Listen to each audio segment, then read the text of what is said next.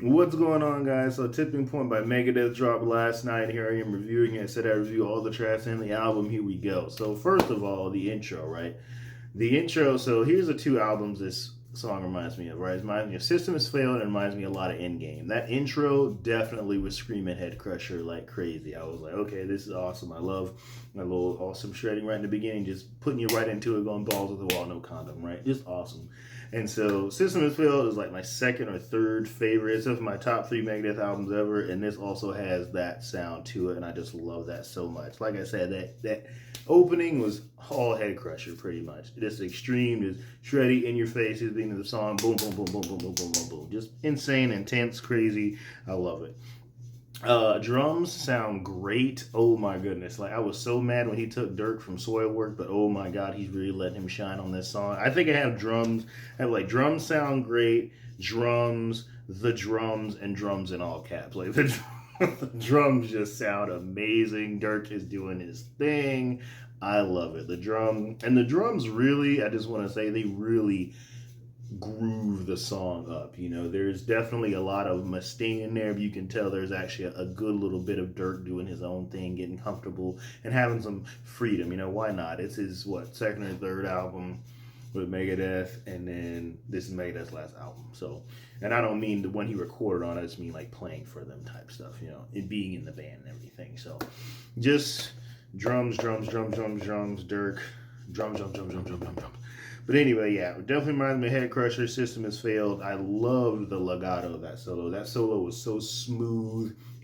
It flowed like butter. It was intense, but it was also extremely beautiful. Like it was just like Timu is just doing a great job. Like that was just insane. Him and Dave together on this song, the riffs, the solos, they're all just doing a great job. They all working so well together. James Lomenzo, he's already been there before, he's back, so they all work together as such a great unit. Dirk is used to Dave now. He's used to James.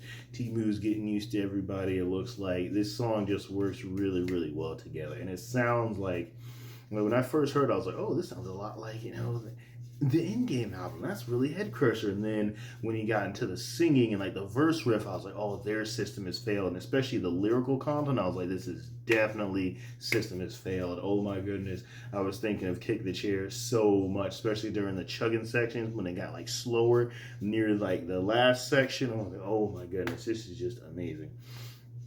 You know, of course, the lyrics. First of all, that artwork is just. I'm looking at it right now because I have the video paused. I literally just listened to it. That is definitely, as an American, that is definitely what is happening in our country right now. That's just, you know, the white signifying the savior, but he's, you know, putting money ahead of people, and you know the fire, which I guess for them signifies maybe, oh, he's actually not a savior, he's really more of a devil in disguise, which, you know, I'm not particularly saying anything about our current administration or president, but this is Megadeth, so Dave knows what he's talking about, and you probably know what I'm talking about too. Just that artwork, that's the whole significance of it, and especially what recently happened, which is something major that also is something they're trying to use to infringe on our rights. Anyway, well, that's the kind of politics Megadeth gets me to talk about. It's that good of a song. The imagery's that good.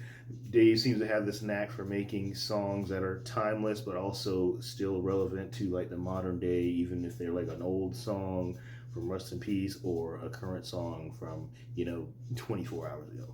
So amazing lyrical content, amazing artwork. I'm not sure if I interpreted it the way they wanted me to, but that's just my interpretation of it as like an American and listening to the lyrics and the music. So amazing. That slow down where it started to get like slower and slower during the chugs. Oh, that was gas. That was sick. That was some just like, oh man, what are we going into now? It was just I didn't quite expect it to go that route.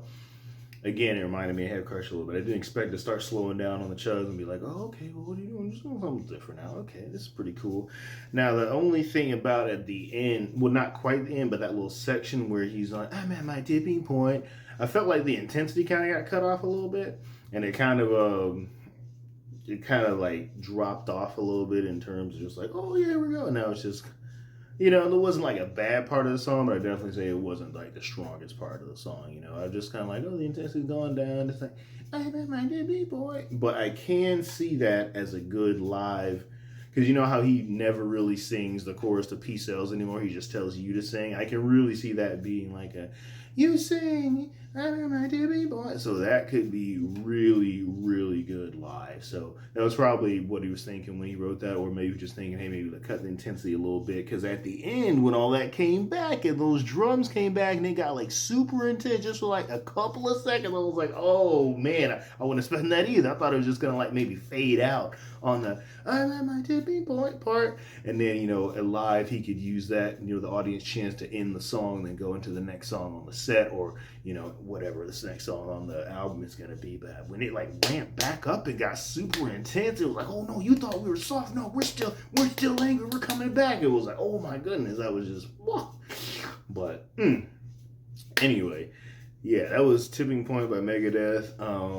I actually recorded this at about 9 o'clock. The music video doesn't drop till 11, so I'm actually going to link the music video down in the description because I'm not going to drop this probably till like 11 as well.